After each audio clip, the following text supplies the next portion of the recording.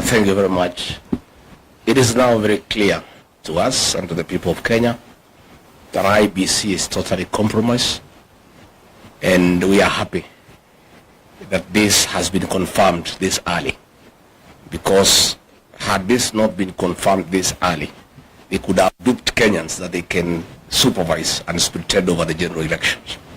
For the first time since the electoral history of Kenya, IEBC has confirmed that they will be using uniformed officers and plainclothes officers. Those plainclothes officers is a tool for ballot stuffing. IEBC has given ballot papers to government agencies that have been pre-marked, and the officers in civilian, their work is to figure out how to get the pre-marked ballots into the ballot box. In Bere, for example, Bere North, 15,000 pre-marked ballots are being distributed now in a hotel 2 kilometers from every town where Kindiki is supervising. And these officers have been instructed to go to the polling stations, some pretending to be agents, others to be observers, others to be keeping security. The plan in Bere North is that 1,500 gangsters from Kayole and Kambura in Kikuyu are in Bere. And their mission is to create chaos outside the polling stations so that the police officers inside can create more chaos, pretending to be agents. And in that situation of chaos, the pre-marked ballots will be put into the ballot boxes. Thereafter, the police will arrive and keep peace, and things will go back to normal, and then the voting will continue. By that time, the pre-marked ballot papers will have been in the ballot box already. We are therefore saying, and the CEO of IEBC, Marajan, is in Bere North himself overseeing that exercise. Let me ask government not to provoke the people of Bere North and the people of Kenya. Those people will not accept that situation. And I can tell you they are aware and they are waiting.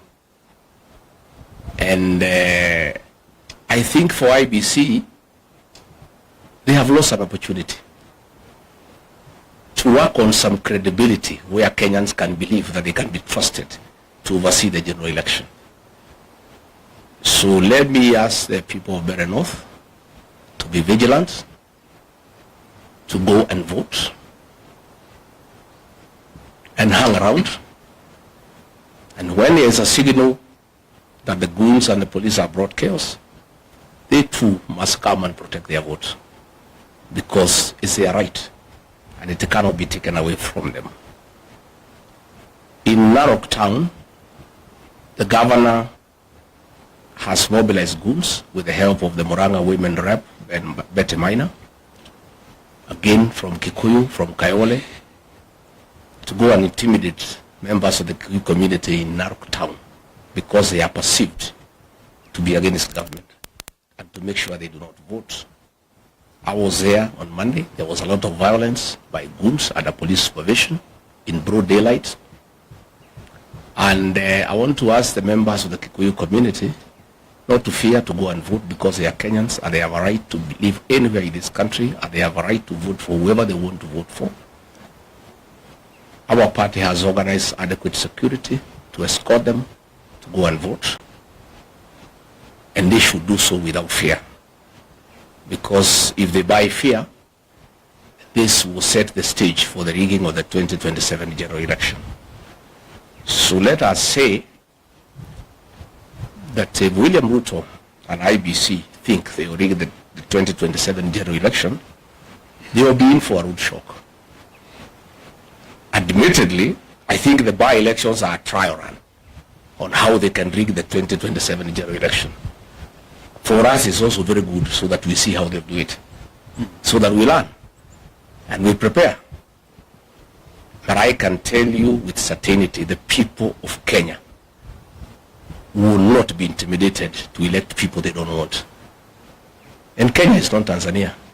This is a totally different country with a very resilient population who don't buy fear and who are not easily intimidated.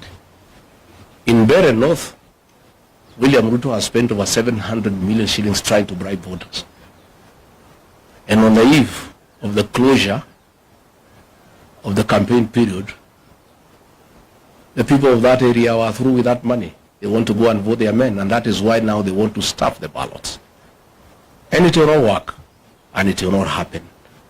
And it is wrong for government officers sitting somewhere in a hotel outside Embu to think that they can go and stuff ballots into ballot boxes where the people live.